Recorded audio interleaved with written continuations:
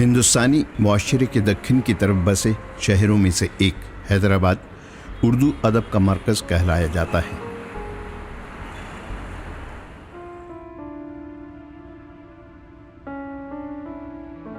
अगर एक तरफ यहाँ की तहजीब और रिवायतों की अनगिनत मिसालें हैं, तो दूसरी तरफ इसी शहर में मजहबी दंगों का भी एक लंबा इतिहास रहा है।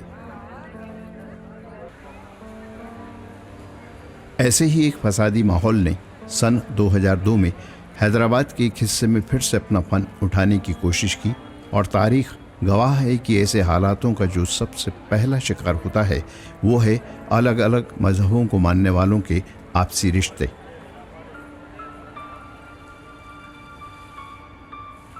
लेकिन जब ऐसे माहौल में शहर के सबसे बड़े अखबारों में से एक के एडिटर को बरसों पहले छपे किसी अदबी अफसाने को एक बार फिर से छापने की ज़रूरत महसूस हो ताकि दो तबकों में आपसी भाईचारे की अहमियत को महसूस किया जा सके, तो यकीनन यह सोच इस बात को भी साबित करती है कि इंसानी ज़िंदगी में अदब की क्या अहमियत होती है और किसी अफसाना निगार की कलम क्या कमाल कर सकती है। इस हवाले से हम जिस अफसाना निगार का जिक्र कर रहे हैं वो हैं इसी हैदराबाद शहर में रह रही उर्दू ज़ुबान की मशहूर और बेहद मकबूल अदीबा मोहतरमा जिलानी बानो, और उस अफसाने का उन्वान था मुजरिम।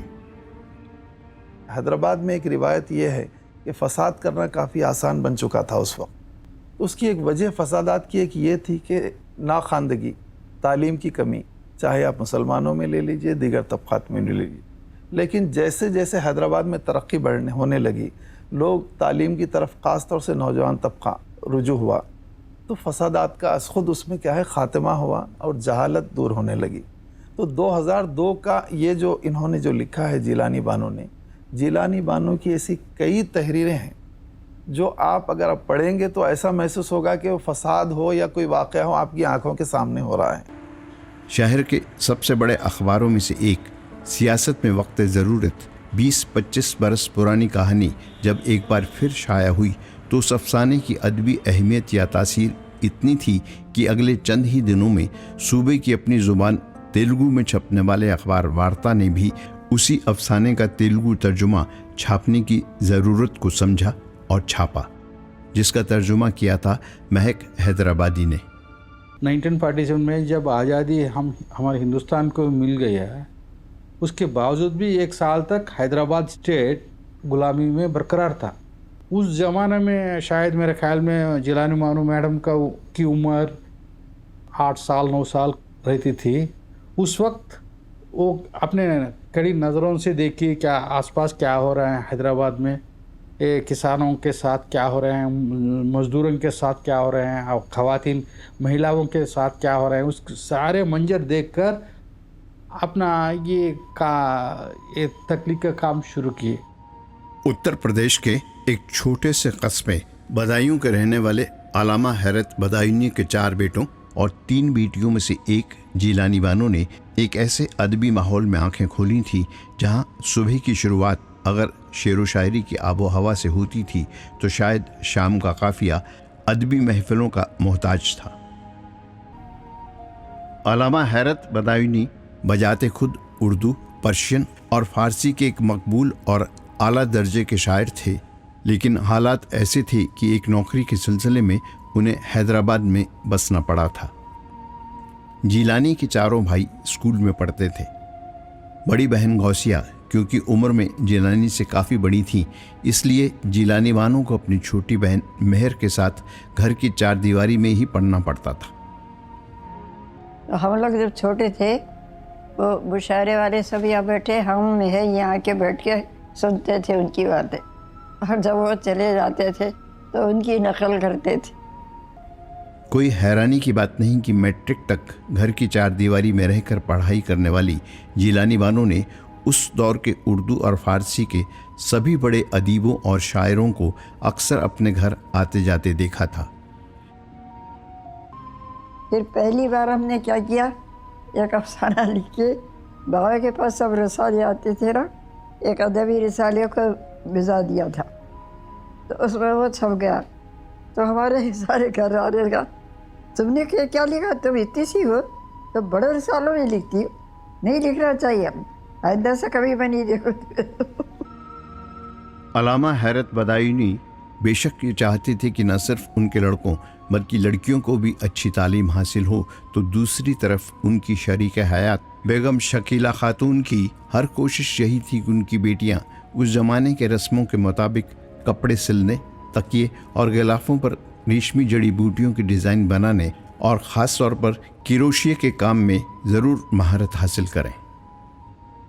जिलानी बानो से एक बड़ी बहन थी, गौसिया नाम था उनका, और वो उनको हम लोग सब बुआ कहते थे, और बुआ बहुत प्यारी शख्सियत थी। अब जिस घर में शुरू से ही सब प्यारी शख्सियतें हैं तो ज़ाहिर है जिलानी भी थी। एक और बहन थी, उनका नाम था मेहर, और वो बहुत अच्छी पेंटर थी। इनके 4 भाई हैं, तो बड़े भाई जो है मोईद हसन साहब थे, वो बहुत अच्छे फ़ोटोग्राफ़र थे, बहुत ही खुशमिजाज आदमी थे। उसके बाद अफजल मोहम्मद साहब थे, वो ज्योग्राफी के आदमी थे, और वो 2-2, 3-3 यूनिवर्सिटीज़ के वाइस चांसलर रहा करते थे। तो कभी अम्बेडकर मतलब कहाँ वाइस चांसलर नहीं रहा, ये इंचार्ज हो जाते थे। तो ही वॉज वेरी पॉपुलर, ये मतलब है। उसके बाद एक और भाई थे अहमद जलीस साहब। अहमद जलीस जो है वो ऑल इंडिया रेडियो से वाबस्ता रहे, और कुछ दिन तक उन्होंने एक कॉलेज में पढ़ाया भी। इसी फिर और एक छोटे भाई हैं जो मिनिएचर पेंटिंग्स करते थे और निर्मल पेंटिंग्स का काम करते थे, बहुत अच्छे आर्टिस्ट। मैं ये बोलूँगी कि यो हमा ख़ानदान आफ्ताब अस्त वाली बात थी उनके साथ में। और जिलानी जो है कब लिखना शुरू करी मैं ये नहीं जानती, लेकिन ये है कि मखदूम साहब ने अल्लामा से कहा था कि अगर आपने इस लड़की को लिखने पे से रोक दिया तो बहुत बड़ा जुल्म करेंगे आप। उनकी पहली कहानी मोम की मरियम जब छपी थी तो बहुत कम लोग ऐसे लिखने वाले होते हैं जिनकी पहली कहानी छपती है और इतिहास जगत में उनका नाम हो जाता है। बिल्कुल यही हुआ मोम की मरियम के साथ। और मोम की मरियम की भी क्या कहानी है कि पहली बार हमको नजर आता है कि फेमिनिस्ट लिटरेचर जो होता है, या औरतों के जो बुनियादी मसाइल हैं, औरतों की आज़ादी के जो बुनियादी मसाइल हैं, जो हमारे सोसाइटी में नहीं थे, या हमारी सोसाइटी में किस तरह से औरतों के इमोशंस को, उनके जज्बात को दबा कर रखा गया था, उसकी पहली बार भरपूर अक्कासी होती। सन 1954 में अदब लतीफ़ रिसाले में शाया हुए मोम की मरियम उन्वान वाले उस पहले अफसाने से लेकर करीब पिछले 50-60 बरस के सफ़र में जिलानी बानो ने 2 बेहतरीन नावल, 2 नॉवलेट्स, 11 स्टोरी कलेक्शन, ख़ास तौर पर बच्चों के लिए लिखे अफसानों की 2 किताबों के अलावा नॉन फिक्शन के हवाले से कृष्णचंद्र जैसे अदीबों पर तबसरा करती किताबें, रेडियो नाटक और ख़ास तौर पर दखनी उर्दू की विरासत पर 13 एपिसोड की एक ऑडियो सीरीज़, और दूरदर्शन के लिए मुल्क के 2 अजीम फ़नकारों अदीबा कुर्तुलैन हैदर और मशहूर आर्टिस्ट MF हुसैन से भी एक लंबी और बेशकीमती बातचीत भी रिकॉर्ड की है। अगर हम सिर्फ ख़वातीन अदीबाओं की बात करें तो कुर्तुलैन हैदर या इस्मत चुगताई के करीब करीब बाद की पीढ़ी की आज शायद सबसे नुमाया अदीबाओं में सर फहरिस्त जिलानी बानो ने जिस भी माहौल में अपना अदबी सफ़र शुरू किया, उसके पस मंज़र में एक ऐसा इतिहास भी है जहां बदलते वक्त के साथ अपने अपने दायरे से बाहर आती दीगर ख़वातीनों की कोशिशें भी दिखाई देती हैं। आप सोचिएगा, हम जब कभी फेमिनिज़म की बात करते हैं या वुमेन राइटिंग्स की बात करते हैं, वुमेन राइट्स की बात करते हैं, तो हमारी नज़र सबसे पहले वेस्टर्न कंट्रीज़ की जो थ्योरीज़ हैं या वेस्टर्न कंट्रीज़ की जो राइटर्स हैं वहाँ हम चले जाते हैं। लेकिन ख़ुद हमारे पास जो ख़वातीन ने अपने दायरों में रहकर, अपने सोशो कल्चरल कॉन्टेक्स्ट में रहकर लिखा, हम उसको भूल जाते हैं। और फिर जब आज़ादी का पीरियड आता है और 1948 में दक्कन की रियासत नेशनल उसमें मिल जाती है, जम हो जाती है, इसके बाद के जो हालात होते हैं, इसमें जिलानी बानो का ज़हूर होता है। जहाँ तक जिलानी बानो का ताल्लुक़ है, उनकी अदबी ज़िंदगी में एक बड़ा मोड़ तब आया जब इस्लामिक स्टडीज़ पर काम कर रहे एक उतने ही ज़हीन और उर्दू शायरी में भी एक हद तक अपना नाम कमा चुके नौजवान शायर अनवर मुअज़्ज़म के घर से शादी का पैगाम आया। औरंगाबाद के रहने वाले अनवर मुअज़्ज़म के वालिद बहुत पहले गुजर चुके थे। वे उस समय अलीगढ़ मुस्लिम यूनिवर्सिटी में पीएचडी कर रहे थे, लिहाजा उस जमाने की रस्मों के मुताबिक उनके ताया और ताई शादी का पैगाम लेकर हैदराबाद पहुंचे। रिश्ता तय हुआ, मंगनी की रस्म भी हो गई, पर जब अगले 2 साल तक बात और आगे नहीं बढ़ी तो शायद थोड़ी परेशानी के साथ जिलानी बानो के अब्बा हुजूर ने मखदूम मोहिउद्दीन के दरवाजे पर दस्तक दी, जो उनके तो खास दोस्त थे ही, नौजवान अनवर को भी बखूबी पहचानते थे। मखदूम ने मुझे बुलाया कि सुबह 9 बजे आओ। मैं गया वहाँ। बोले शादी क्यों नहीं कर रहे तुम? फिर मैंने कहा मखदूम साहब कैसी बातें कर रहे हैं आप? मैं क्या खिलाऊंगा उस नेक वक्त को? क्या खिलाऊंगा मैं? शादी नौकर नहीं, मैं कुछ नहीं, अभी तो रिसर्च कर रहा हूँ। बोले वो कुछ नहीं तो करो शादी तुम। मैंने कहा नहीं, देखूंगा मैं। तो फिर वो मैं गया वहाँ जाके, मैंने कहा भाई अब तो करनी पड़ेगा शायद वो थीसिस मुकम्मल। जिलानी बानो को जाने अजाने में एक ऐसी अदीबा के हवाले से भी देखा जाता है जिसने एक ऐसे दौर में अपना सफ़र शुरू किया जहां उनके सामने कुर्तुलैन हैदर और इस्मत चुगताई जैसी करीब करीब इनकलाबी अदीबा तो अपना अलग मकाम बना ही चुकी थी, तो दूसरे हवाले से मखदूम मोइनुद्दीन, सादत हसन मंटो, कृष्णचंद्र, राजेंद्र सिंह बेदी और अली सरदार जाफरी जैसे लोगों की शोहरत भी अपने उरूज पर थी। जिलानी बानो का इम्तियाज क्या है? इम्तियाज ये है कि उन्होंने न सिर्फ हैदराबाद बल्कि हैदराबाद को तो एक कैनवस बनाया और उस कैनवस पे पूरी एशियन सोसाइटी को उन्होंने पेश कर दिया। ये बहुत बड़ी बात होती है कि कैनवस आपका कुछ कह रहा हो लेकिन डिपिक्शन कुछ और हो रहा। हिस्ट्री और ज्योग्राफी की किताबें मिट्टी और गारे का हिसाब तो यकीनन सामने रख देती हैं, मगर ऐसी तकसीम से दरबदर हो जाने वाली मासूम आबादियों के आवाज़, उनके ऊपर हुए जुल्म सितम और शदीद अंधेरे में धकेल दिए जाने की दरिंदगी की हकीकत शायद ज़माना उस शिद्दत से जान ही नहीं पाता अगर अपने अपने दौर के अदबी लोगों ने उसे अपने कलाम में शामिल नहीं किया होता। क्रिटिक मानते हैं कि उस हवाले से जिलानी बानो के दोनों नावल ऐवान गज़ल और बारिश संग अदबी मैयार पर बहुत ऊंचा मकाम रखते हैं। एक मकबूल अदीबा की पहचान से अलग अगर जिलानी बानो की ज़ाती ज़िंदगी पर गौर करें तो एक बीवी, एक माँ, एक सास, एक दादी या एक औरत होने के जितने भी पहलू हो सकते हैं, वे सभी तस्वीरें उनकी अब तक के करीब 86 बरस लंबी बेमिसाल ज़िंदगी की बहुत हसीन पेशकश हैं। मेरा और अम्मी का रिश्ता तकरीबन 28 साल का है, जो कि अगस्त में हो जाएंगे। तो जब रिश्ता आया था फरहान का मुझे और पता चला था कि जिलानी बानो नाम है और राइटर हैं उर्दू की, बहुत खुशी हुई थी सुनकर, क्योंकि हम लोग भी उर्दू पढ़ते थे घर में और लिखने पढ़ने का मुझे भी बहुत शौक़ था। फिर हमारी शादी हुई। मैं बड़े ख़ानदान से हूँ, एज़ इन बहुत सारे लोग हैं उस ख़ानदान में, तो एक जॉइंट फैमिली थी हमारी, तो तकरीबन 50 लोग एक घर में रहते हैं, आज भी रहते हैं जॉइंट फैमिली से। उतना बड़ा ख़ानदान छोड़कर मैं ऐसे ख़ानदान में आई कि जहाँ सिर्फ गिनती के 3 लोग हुआ करते थे। तो जो मैं बड़े ख़ानदान की बात करी हूँ वो ननियाल है मेरा पूरा। माँ बाप हमेशा बाहर रहे, नाना नानी ने मुझे पाला। तो माँ बाप जो बोलते हैं, मैं 20 साल की थी जब मेरी शादी हुई, तो माँ बाप का अगर जैसा देखा गया है वो मैंने अम्मी और अब्बा जब शादी होकर आई मैं इस ख़ानदान में, तभी पता चला कि माँ बाप कैसे हैं। तो जनरली कहा जाता है कि आपकी नानी आपको कहानियाँ सुनाकर सुलाती हैं, लेकिन हमारे पास उल्टा है, हमारे पास दादी कहानियाँ सुनाकर सुलाती थी। तो काफ़ी कहानियाँ उनके थ्रू ही सुनी और इमेजिन मतलब पढ़ने का शौक़ ये घर में दादी दादा और माँ बाप की वजह से ही आया है और मैं बहुत खुश हूँ उसके बारे में। और स्कूल भी वही लेकर आती थी, लेकर जाती थी सुबह में। आई थिंक उनको बहुत मज़ा आता था गाड़ी में बाहर जाने के लिए। अब उतनी मतलब मिलती नहीं है अपॉर्चुनिटीज़ बाहर जाने के लिए, तो कभी कभी फिर भी ड्राइविंग करके लेके चले आती हूँ उन दोनों को। जब मैं छोटा था उनके साथ ही सोता था। जब भी माँ बाप बाहर थे मैं उनके साथ ही सोता था। बहुत टाइम उनके साथ ही स्पेंड करा हूँ मैं, जब दूसरे घर में नहीं रहे। उन्हें मेरे लिए मेरी चाय की शौक़ जो आई है उनसे ही आई है। और वो पूरे घर का ही है वो, पर उनके साथ जब चाय पीता था वो अलग था। उनसे ही मुझे शक्कर चाय की शौक है, ये नहीं तो फिर मैं घर में सबसे ज़्यादा शक्कर की चाय पीता हूँ, उनसे ही आई है। अम्मी हम लोगों के लिए यानी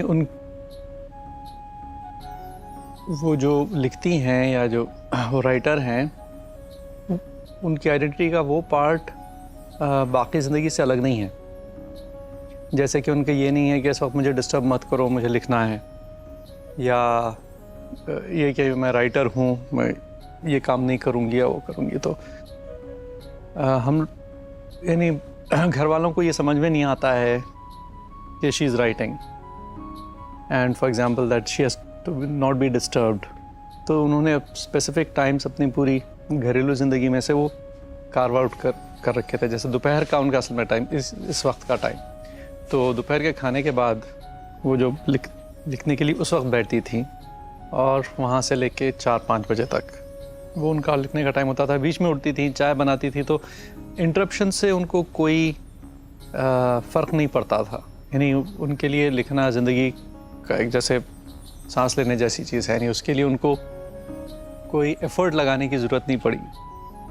और बाज़ वक्त तो बहुत ही ट्राइंग वक्त थे जब उनके भाई का जैसे इंतकाल हुआ, लेकिन तो जिस दिन उनके भाई का इंतकाल दूसरे दिन वो फिर से। और ये है कि घर में जब वो कहानी भी कोई लिखती थी तो हमें पता भी नहीं चलता था कि कहानी लिखी गई है।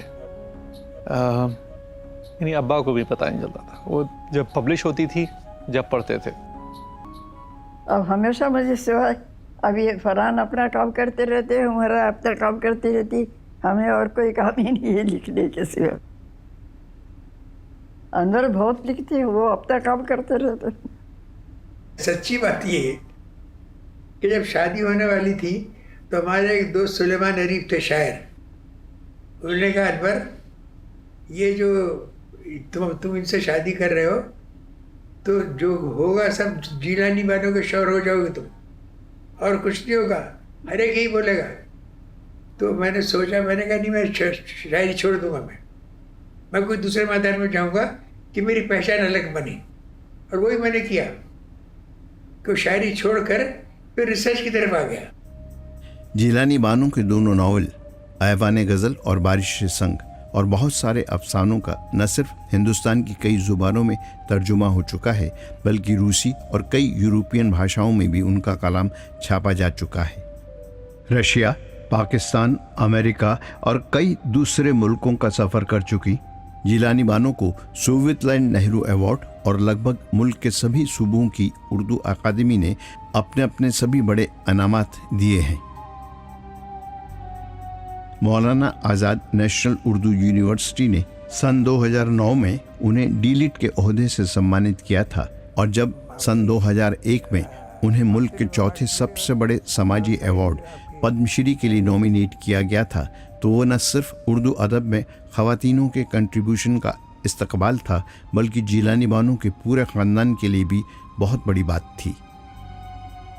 लेकिन आज मुझे खुशी होती है कि जब मैं देखता हूं कि नई जनरेशन के जो लोग हैं, जो क्रिटिक्स हैं, खासकर आसिफ फर्रखी हैं या दूसरे लिखने वाले हैं, उन्होंने इनकी सेंसिबिलिटीज़ को पकड़ा है, उस पर लिख रहे हैं और उनकी कहानियों को एक तरह से री इन्वेंट कर रहे हैं कि वो क्या कहना चाहती थी और उन्होंने किस तकनीक में वो बातें कही हैं। तो बहुत सारे रिसर्चर्स आ रहे हैं जो जिलानी बानो को एक अलग निगाह से देख रहे हैं। तो मैंने जानबूझकर एक वैसा ही अफसाना चुना था जिसका नाम था मैं और मेरा खुदा। छोटा सा अफसाना है, बहुत छोटा, इसमें एक ही कैरेक्टर है और हम ये भी नहीं कह सकते कि ये कैरेक्टर असली कैरेक्टर है या नहीं, रियल है या नहीं, या कोई आर्केटाइप है या किसी एब्स्ट्रैक्ट कॉन्सेप्ट को पर्सोनिफाई किया गया है। और मतलब इस अफसाने के बारे में डिस्कस करना बहुत मुश्किल है, मतलब काफ़ी तफसील से मैं इसके बारे में बात कर सकती हूँ, लेकिन इस अफसाने में जो कैरेक्टर है, मेन कैरेक्टर है, उसका नाम है मूसा। और ये मूसा इस ख़ास शख्स का नाम है, या मूसा जो नबी थे ये उनका नाम है, या मूसा किसी आर्केटाइप का जिक्र किया जा रहा है वो है, ये हमें नहीं पता इस स्टोरी में। और मूसा एक भूखे बच्चे से रोटी चुरा करके भागा है। उसे कुछ लोगों ने टैकल किया है, अटैक किया है और उसके पेट को चीर दिया है, जिसकी वजह से अंदर के जो उसके इंट्रेल्स हैं वो सब बाहर निकले हुए हैं और वो खून से लथपथ भाग रहा है और वो खुदा की खोज में है कि मेरे साथ इतनी नाइंसाफ़ी हुई, मैंने इतनी नाइंसाफ़ी की इस बच्चे के साथ, खुदा कहाँ है। एक बहुत ही संजीदा लहजे में लिखी छोटी सी बायोग्राफी मैं कौन हूँ के हवाले से हमें उनकी ज़ाती ज़िंदगी की कुछ मनमोहक झलकियाँ भी देखने को मिलती हैं। मैं आपको बता रही हूँ कि मैं कौन हूँ। असल में रजा रमशा रयान, तो मैं भी बता दूँ कि मैं कौन थी। बानो तो आप ही हैं, रमशा हंस रही है कि आप अपने आप को भूल गई हैं। रजा मुझसे पूछ रही है, मैं आपको बता दूँ कौन है। रेयान मेरा चेहरा उठा के पूछ रहा है, शायद रेयान मुझे बता दे कि मैं कौन हूँ। ये तो मैं अक्सर सोचा करती हूँ, आपसे अक्सर फरमाइश की गई है कि मैं बताऊँ कि मैं कौन थी, क्या थी, लेकिन एक अफसाना निगार जिलानी बानो के शानदार कारनामे बताने की कोशिश करो, वो नहीं कर सकता। हाथ में कलम थामे मैं दूर दूर देर तक देख रही हूँ कि मैं कौन थी, क्या थी, क्या खाऊंगी, क्या खाऊंगी, कैसे रहूँगी। मेरे घर की पूरी बात बताऊँ। एक लंबे सफ़र में दुनिया भर में फैले उर्दू के कदरदानों और अदीबों से हुई खतोखतावत के कुछ बेहतरीन अक्स उन्होंने दूर की आवाज़ें नाम के एक कलेक्शन में शामिल किए हैं।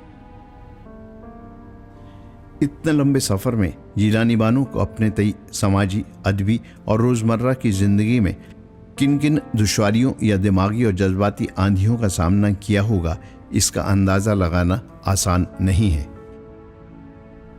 हमें की ज़िंदगी ऐसे थी कि खुशहाल भी थी और उन्होंने गम भी बड़े झेले हैं। मैंने जैसे बताया आपको, मेरा बड़ा भाई जाता रहा, उनके सारे भाई बहनों का इंतकाल हो गया। उनको उनके वालिद के इसमें मौत का बड़ा सदमा रहा। लेकिन अब ये है कि अब उम्र के साथ उनके चैलेंजेस बढ़ रहे हैं और मेरा ख्याल है कि ये हर एक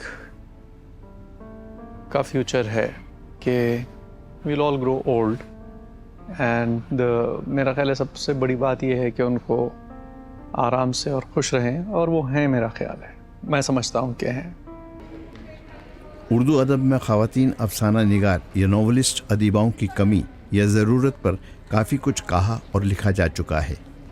उस तनाजुर में अगर हम देखते हैं तो जाहिर है कि हमारे पास एक तो यह है कि उस ज़माने में अफसाना निगार ख़वातीन कम हैं, शायरात भी कम हैं, अच्छी शायरात बहुत कम हैं हमारे पास मर्द शायरों के मुकाबले में, और अच्छी अफसाना निगार ख़वातीन बहुत कम हैं। मैं इस फहरिस्त में कुर्रतुल ऐन हैदर को इसलिए नहीं शामिल करना चाहता कि उनका जो तनाजुर है और जिस तरह से उनकी शोहरत हुई और जिस तरह से हमने उनको देखा, तो वो बिल्कुल एक अलग तनाजुर है। और मेरा अपना ख्याल ये है कि अगर कुर्रतुल ऐन हैदर के तनाजुर में या उनके साथ ब्रैकेट करके किसी भी दूसरी उर्दू की लिखने वाली खातून अफसाना निगार को आप देखेंगे तो ये उनके साथ नाइंसाफ़ी होगी। मुल्की तक़सीम और ख़ास तौर पर जब हैदराबाद की हुकूमत निज़ाम ने हिंदुस्तानी मुआशरे में शामिल होना कबूल किया, तो उसके पस मंज़र की जैसी इंसानी तस्वीर जिलानी बानो ने अपने अदब में पेश की है, उसके कई चेहरे हैं। वो चाहे तब के तेलंगाना के दल्लम आंदोलन के हवाले से हों या बरसों बाद तेज़ी से बदलती समाजी शक्ल की नुमाइंदगी करती उनकी अब तक की आखिरी किताब रास्ता बंद है।